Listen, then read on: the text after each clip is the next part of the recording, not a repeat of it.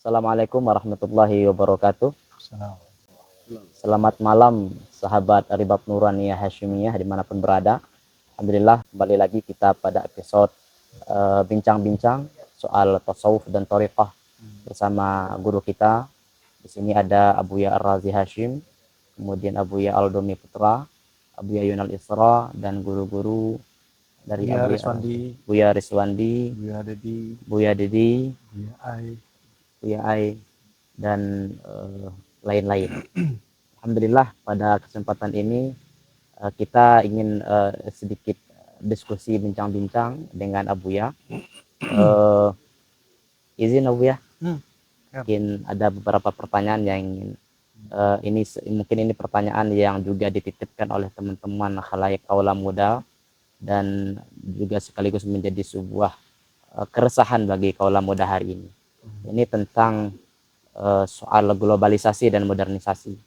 Jadi banyak hari ini bahwa kaula muda terlalu memperturutkan hawa modernisasi dan globalisasi sehingga kemudian mereka lupa terhadap identitas budaya bahkan substansi beragama itu sendiri. Ya kemudian saya jadi teringat dengan sebuah kalam apa yang dikatakan oleh Said Hasan Nasr. Kata beliau, hari ini kaum sufi dan kaum ahli thariqah itu diilustrasikan oleh beliau diserang dari dua arah. Yang pertama kaum modernis yang dalam tanda kutip adalah Wahabi Salafi. Kemudian yang kedua diserang oleh kaum mayoritas orientalis yang menerasikan bahwa kaum sufi ahli tarekat ini kaum yang terbelakang, yang tidak bisa menyeimbangi modernitas. Lagi-lagi anak-anak muda, kaum muda merasa bahwa dunia sufi itu bukan dunia yang cocok bagi mereka. Sehingga mereka kemudian terpuntang-panting, nggak tahu arah, sehingga tidak tahu jati dirinya. Nah, bagaimana kemudian Abuya sendiri menyikapi, kemudian memberikan apa seharusnya yang dilakukan oleh anak muda ini sehingga cara berpikir mereka, cara pandang mereka berubah tentang dunia tasawuf dan di tengah arus globalisasi modernisasi yang tak terbatas hari ini yang mayoritas membuat anak muda ya berpikir pragmatis, individualistis, apatis dan lain sebagainya yang sangat bertentangan dengan dunia-dunia tasawuf itu sendiri. Ya. Assalamualaikum warahmatullahi wabarakatuh. Angku Mudo Gayat. Beliau ini pertanyaannya tumben malam ini agak berat ya. Biasanya pertanyaannya ringan-ringan ya. Para guru yang kami hormati, kawan-kawan, saudara-saudaraku, Allahumma sholli ala sayyidina Muhammad, mengenai kelompok modernis anti tasawuf gitu ya. Barangkali definisi kelompok modernis ini perlu direvisi karena banyak kelompok modernis itu lebih tradisional daripada para sufi itu sendiri, baik secara manhaj pemikiran ataupun kemajuan peradaban ya. Tapi apa boleh buat, kita jadi dalam dunia akademisi pun ada mitologi istilah. Jadi istilah itu sudah dimitoskan. Salah satunya istilah kelompok modernis Islam. Kelompok modernis Islam ini biasa dialamatkan kepada para pengkritik sufi. Bagi para pengikut atau pengamal tasawuf, kita memaklumi mungkin karena ada di sebagian dan sekelompok tarekat sufi ini takhayul ada betul, ada bid'ah dan khurafat.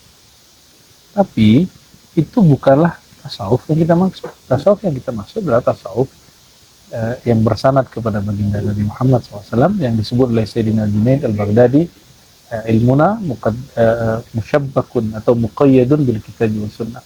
Ilmu kita betul-betul terikat kuat dengan kitab dan sunnah. Artinya tidak ada amalan sufi itu yang bid'ah. Nah, maka yang bermasalah adalah kelompok para pengkritik ini. Justru mereka lah yang perlu dikritik ulang karena mereka memperluas persoalan bid'ah yang tadi masalahnya sempit kemudian diperluas. Itu pertama. Jadi kita mesti mengkritisi kembali istilah modernis ya. Jadi menurut saya yang sangat modernis itu tidak cocok kepada kelompok Wahabi. Paling tidak pas karena Wahabi justru ingin mengembalikan ke zaman salaf. Maka definisinya harus betul-betul diperbaiki. Ya, ditunggulah tesisnya ayat ini ya. Lalu mungkin pertanyaannya kita buat revisi baru. Uh, dengan adanya pro kontra seputar sufi tasawuf, bagaimana pandangan seharusnya anak muda, gitu ya, barangkali ya. Perlu disadari bahwa tasawuf itu dari dulu memang kontroversial. Sebagaimana sumbernya memang kontroversial. Orang yang paling kontroversial di alam semesta itu Sayyidina Muhammad, sehingga beliau diusir berkali-kali dari kampungnya dan baru hijrah terakhir ke Madinah. Waktu hijrah ke Yathrib pun ditolak. Jadi memang sunatullah, sumber dari ilmu ini sudah kontroversial, sudah dituduh dolalin mubin, sesat, dituduh sahirun, penyihir, masurun, disihir, dituduh kadzab, dajjal, itu sudah biasa. Oleh karena itu, maka sunnatullah orang yang mewarisi ilmu beliau, baginda Nabi Muhammad SAW, akan menapaki jalan itu. Ya. Jadi itu sudah emang semestinya terjadi. Ya. Dan ini juga yang dikalamkan oleh Sayyidina Abdullah bin Abbas, kata beliau, kalau aku buka ini makna satu ayat yang di surat Hud, lakafartumuni, kamu akan kafirkan aku. Tapi zaman berubah, buku-buku, kitab-kitab kemudian mulai ditulis, sudah orang mulai membaca. Ilmu ini yang tadinya rahasia jadi nggak rahasia, jadi rahasia umum. Dulu rahasia private, sekarang jadi rahasia umum. Dan kita cobalah lihat semua pemuda-pemuda yang menjadi pejuang-pejuang di masa lalu, itu semuanya sufi. Semuanya sufi. Salahuddin Al-Ayyubi, beliau bermursyid kepada Syekh Abdul Qadir Jilani, lalu dibimbing oleh mentornya Wali Malamatiyah yang merupakan murid dari Syekh Abdul Qadir, yaitu Qutb Al-Ban. Muhammad Khan, atau yang belakangan disebut Fatih, saya menyebut Muhammad Fatih ini Muhammad Fatih kecil, karena Muhammad Fatih yang sebenarnya adalah Imam Al-Mahdi nanti. Ya. Muhammad Khan atau Mehmet ini juga berguru kepada Ibn Syamsuddin, yang juga seorang sufi, ya, wali kutub ya di zamannya. Dan beliau mengikuti ilham rohani. Jika itu yang disebut khurafat, maka Muhammad Al-Fatih seorang penganut khurafat, Salahuddin penganut khurafat, kan nggak begitu. Dan tidak ada urusannya kemajuan peradaban dengan orang bertarekat sufi. Justru kemajuan rohani bisa menjadi penguat kemajuan pemikiran akal, ya. Dan itu terlihat daripada karya-karya para imam kita, Imam Ghazali. Dan betapa anehnya Imam Ghazali yang sangat maju itu dituduh penyebab kemunduran umat. Aneh. Tidak ada sepanjang hayat kita melihat ulama yang paling bagus menulis dan sistematis, kritis melebihi Ghazali. Tapi dituduh memundurkan umat. Karena memang begitu ya. Jadi syaitan itu dua, syaitan itu kan sifat, ada sifat yang benci kepada orang yang kenal kepada Allah. Maka syaitan dari manusia itulah orang-orang yang membenci ilmu baginda Nabi Muhammad SAW. Dan ada syaitan jin, dan Syekh Abdul Qadir mengatakan dalam Fathur Rabbani, kata beliau, syaitan bertubuh manusia lebih mengkhawatirkan daripada syaitan bertubuh jin, karena was-wasnya kuat, sehingga orang melakukan sesuatu ingin mencari ridho manusia. Nggak enakan masianu fulan, nggak enakan sama orang kampung, nggak enakan sama orang tempatan dan lain sebagainya. Jadi justru jika ingin para pemuda bahagia, kita anggap oke, nggak usah pakai hadis Nabi, pakai Plato. Aflatun, kata Plato, orang paling bahagia itu orang yang paling terbebas dari semua keinginan-keinginan rendah. Ternyata Plato bersanad nanti kepada Pitagoras melalui beberapa jalur ya. Pitagoras itu kata Imam Syahrastani, yasma sautal aflaq. Jadi dia bisa mendengar tasbihnya bintang. Maka salah satu kiai senior kita, Kiai Husain Muhammad di Cirebon, menulis buku bahwa daftar-daftar filosof Yunani yang sebenarnya adalah nabi. Pitagoras masuk itu. Ya. Goras itu bisa mendengarkan suara alam dan itu zikir. Nah, ini tertulis di jilid kedua di kitab Al-Milal Nihal Imam Syahrastani. Jadi saya justru melihat sebaliknya, kemajuan Islam justru ada pada kemajuan bertasawuf. Kalau orang menuduh tasawuf itu zuhud, yang meninggalkannya enggak. Zuhud itu bukan urusan tidak miskin dan kaya. Zuhud itu urusan hati, menenangkan kolbu. Bukan masalah orang berduit nggak berduit. Ya. Kemudian ada tuduhan waktu saya sekolah, karena sufi maka Indonesia dan negeri Islam dijajah. Justru pejuang-pejuang di Indonesia untuk melawan penjajah semuanya adalah sufi. Semuanya adalah sufi. Pendiri Muhammadiyah dan pendiri NU itu seorang sufi. Anda percaya atau tidak terserah gitu ya. Kiai Ahmad Dahlan itu berguru kepada Kiai di Semarang. Itu seorang tokoh Syaziliyah, guru hikam, ya. Syekh Saleh di Semarang. Ya. Itu jelas itu. Maka beliau sebut gerakannya Muhammadiyah. Muhammadiyah itu kalau dalam tradisi Thariqat itu Thariqat yang tinggi. Thariqat kembali kepada Nur Muhammad. Ya, sedangkan Hadratus Syekh Hasyim Asy'ari beliau berguru kepada Syekhana Khalil yang juga seorang wali kabir, ya. Yang oleh Syekh Yasin disebut Al-Wali Al-Kabir. Syekh Yasin Al-Fadani Al-Hadis. Ya. Terus ada Syekh Ihsan Jamtas Kediri. Nah, kalau di kita ya Syekh Sulaiman Rasuli, Syekh Jamil Jau, Syekh Zakaria Labesaki, Syekh Abdul Wahid Salihi. Beliau-beliau itu boleh disebut bapak pendidikan di negeri ini. Cuma kan karena tidak di Pulau Jawa, jadi gak semasyhur di Pulau Jawa gitu. Karena murid-muridnya tidak memberikan apresiasi seperti di Jawa. Di Jawa, makom kiai betul-betul dijaga. Ya. Kalau di kita, celana dalam dijemur di situ. Ya. Untuk kiai. Makom Syekh Muhammad Thohir beberapa tahun lalu dijadiin tempat barang, sampah. Ya. Kandang sapi malah. Wali Kabir yang pertama bawa Thariqat setelah Syekh Ismail ke sini.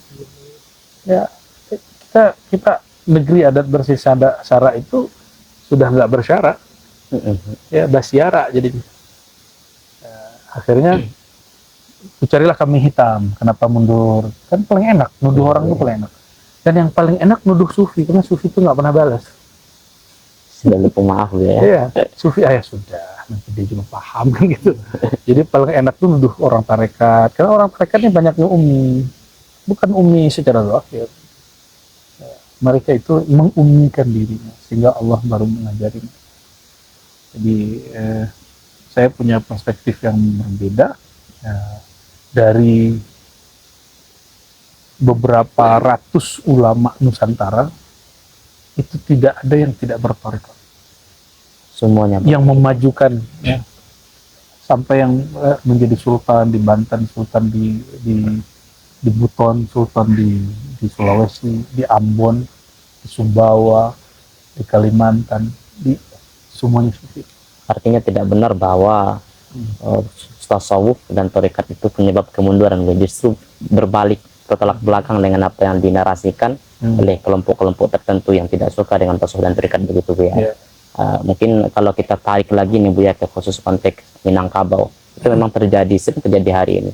Jika ada yang bertanya kenapa Minangkabau hari ini tidak seperti dulu, kemudian malah menyalahkan tasawuf dan tarekat, padahal sebenarnya Minangkabau sekarang masalahnya apa? Mundur. Enggak lah. Artinya itu hanya mencari kambing hitam saja sebenarnya itu ya. Kan orang ingin mengembalikan ke zaman Buya Hamka, ke zaman Syekh Sulaiman Rasuli. Mereka berbuat untuk zamannya. Kita berbuat untuk zaman kita. Dan apa yang beliau buat untuk zamannya belum tentu sesuai untuk zaman ini. Maka kalau ingin mewarisi spirit beliau itu, kita bukan menjadikan masa ini seperti masa mereka. Gitu. Jadi kita bukan mengembalikan masa ini ke masa mereka, kita mengembalikan kemajuan itu bukan mengikuti ke zaman, tapi mengikuti kepada semangat. Kita nggak akan ada yang bisa menjadi Buya Hamka, menjadi Syekh Sulaiman Rasuli, nggak ada. Beliau kelas. Kita nggak akan bisa jadi mereka. Kita ya jadi kita aja. Dan saya tidak sepakat kalau orang mengatakan, oh dulu Minangkabau maju, sekarang enggak. Ya, itu kalam-kalam orang putus asa. Ya. Orang-orang yang panik melihat kemajuan orang lain, tapi dia nggak bisa maju. Ya. Dan dia sendiri tidak melihat masa lalu itu, cuma mendengar dari orang. Ya. Cuma mendengar dari orang. Jadi sudahlah, ya, hentikan ratapanmu, mulailah merenungi diri, mulai maju dulu di dalam ini, baru maju di luar. Ya, kemajuan seseorang itu mulai dari ketenangan hati, ketenangan jiwa, dan itu yang didapat oleh para sufi.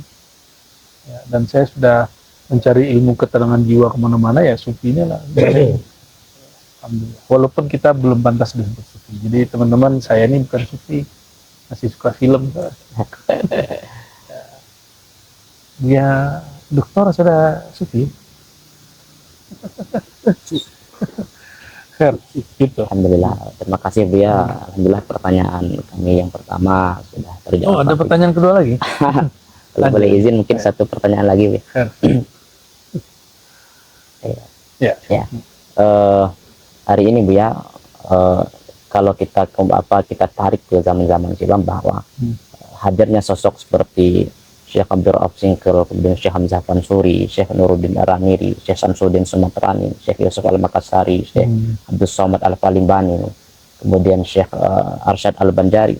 Mereka itu semua, walaupun dalam perdebatan akademik ada pro kontra, terjadi perseteruan dalam pemahaman terhadap beberapa hal dalam dunia tasawuf. Tetapi minat masyarakat, semangat masyarakat zaman itu luar biasa terhadap pembacaan sejauh pemahaman tahu dari saya. Mana?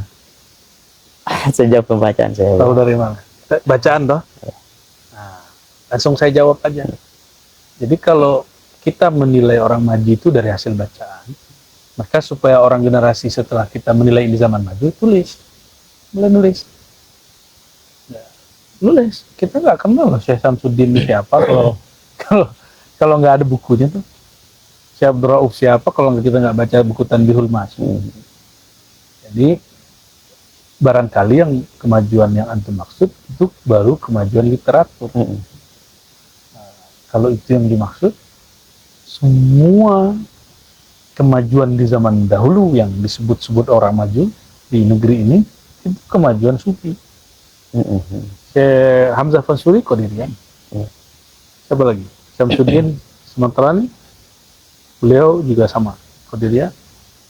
Hamzah Nuruddin Raniri, mursyid Qadiriyah, cuma jalurnya beda. Yusuf Al-Makassari guru daripada Nuruddin Raniri. Syekh Abdul Rauf ngambil 40 thariqah ke Syekh Al-Kusyasi, dan beliau menyebut dirinya asgharu tullabihi, saya ini murid paling muda. Syekh Al-Kusyasi 40 thariqah. Tapi yang beliau ijazahkan oleh Syekh Abdul Rauf dua, Qadiriyah dan Syataria. Jadi kemajuan itu di sufi. Ya, benar nggak? Zaman itu sudah pengikut Ibnu Taimiyah ada nggak di Indonesia? Nggak ada. Yang berkonflik dulu, Syekh Nuruddin membantah pengikut Hamzah Fansuri, sesama sufi. Berarti hari ini kalau misalnya ada yang antipati dengan perdebatan ini, ya, kemudian mendiskriminasi sebagian kelompok misalnya yang membaca literatur beberapa ulama-ulama ini, artinya itu suatu kemunduran sebenarnya. Itulah tidak siap dengan perdebatan itu. Itulah kemunduran, mundur 3 abad yang lalu. 3 abad yang lalu. Karena Syekh Hamzah Fansuri, Samsudin, Nuruddin, Ramiri, Abdul Rauf, mereka sudah membicarakan itu dan sudah belak-belakan. Terbuka, kitabnya terbuka. Lalu di abad ke-19 muncul lagi Syekh Abdul Somad Palembani. Ya, Syekh Abdul Somad Palembani malah menuliskan kurikulum bacaan dia. Dan semuanya bertopik tasawuf. Jadi antum kenal Syekh Abdul Somad Palembani dari buku atau dari mana? Dari buku. Dari buku. Jadi kemajuan orang dulu dari buku. Sekarang kita tunggulah hasil karya-karya guru-guru kita ini. Tapi kemudian ada sebuah keresahan juga mungkin bagi kami yang muda. Emang masih muda? Insya Allah masih muda. sebuah keresahan. Kenapa kemudian tiba-tiba ada yang membenturkan kemudian apa namanya mengklasifikasikan bahwa ini ada, walaupun ini terjadi perdebatan juga di ranah akademik, bahwa ini ada tariqah, ada tasawuf akhlaki, ini ada tasawuf falsafi, ada tasawuf yang lain. Apakah itu semacam sebuah kemunduran juga di dunia akademik? Atau tadi antum kan nyebut orientalis, orientalis ini nyerang. Dulu orientalis banyak yang jatuh cinta sampai hari ini. Dulu ada Richard Swall, ya, yang kemudian berubah nama menjadi seorang musik. Ada siapa, Schimmel, ya, Jerman, yang beliau meninggalnya dalam cinta kepada para sufi, khususnya Al-Hallaj. Ada siapa namanya, jadi Osman Yahya, orang Suria, itu punya kawan-kawan di Italia, di Jerman, di Inggris, dan di Prancis. Itu komunitas pecinta enorm. Kalau Adas punya ayah ke atas itu Michael siapa namanya, itu keluarga pembaca enorm di Prancis. Ya, di Prancis. Jadi hari ini justru orang-orang di Barat itu mereka sangat minat dengan tasawuf. Sangat minat. Yang bilang orientalis nggak suka, emang urusannya apa gitu orientalis kan? Justru orientalis itu kalau mengkaji tasawuf, ini saya kebetulan megang mata kuliah orientalisme dan Al-Quran di pasca sarjana kita menemukan bahwa hampir semua orientalis bahas hadis dan Quran itu mendustakan Quran dan hadis. Bahas fikih lalu menolak fikih dan mengatakan itu produk abad ketiga kedua. Tapi kalau seorang orientalis membahas tasawuf, hampir semuanya menerima Quran dan hadis tanpa disadari. Kuncinya di situ ya. Karena tasawuf orang jadi rahmaniahnya tinggi, kasih sayang. Jadi maaf kalau aneh potong-potongnya tadi, biasanya neng jomblo. Jadi orientalis tidak seperti yang dibayangkan, dan kontroversial ini akan terus. Kenapa? Imam Ghazali pernah menulis sebuah kaidah, al-mar'u aduun ala ma jahil. Orang itu akan mengingkari yang dia nggak tahu.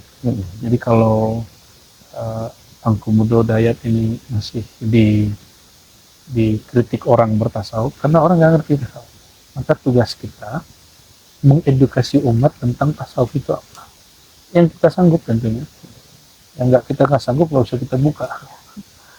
Ya.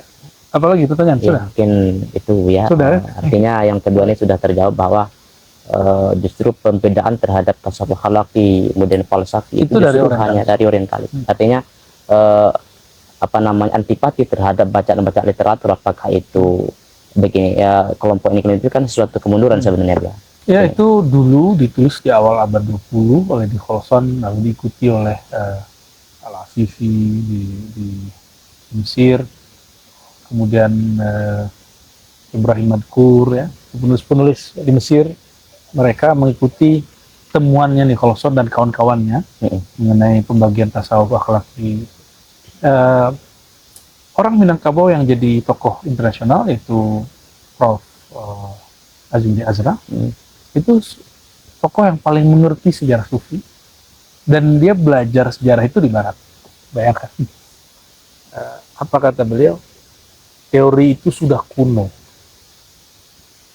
Teori tentang pembagian tasawuf akhlaki, tasawuf falsafi, sunni itu kuno. Maka wajar kalau yang masih bahas begitu rata-rata bacaannya bacaan kuno. Ya mohon maaf, kalau kita di kampus mau bikin proposal, itu mesti membaca makalah terbaru yang minimal 5-10 tahun. Itu sudah dibantah. Begitu juga saya nulis juga di buku saya, Teologi Sufi Nusantara, kita bantah di bab 2. Kenapa? Yang disebut tasawuf al-akhi siapa? Tokohnya siapa? Al-Ghazali. Imam Ghazali itu lebih falsafi daripada Al-Hallaj di kitab Mishkatul Anwar. Gimana? Ya. Siapa lagi? Ibn Arabi. Ya. Ibn Arabi itu sangat ortodok, sangat ketat di bab fikih, melebihi Imam Ghazali.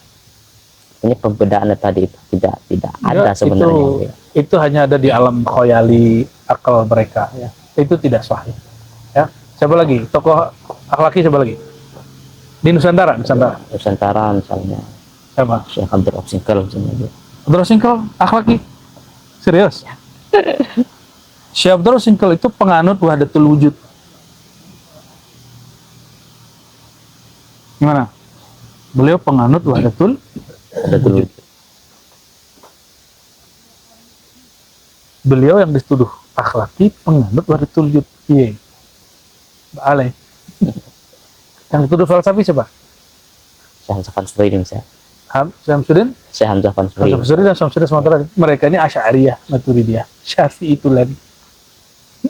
Tapi itu terjadi, perdebatan itu terjadi di dunia akademik.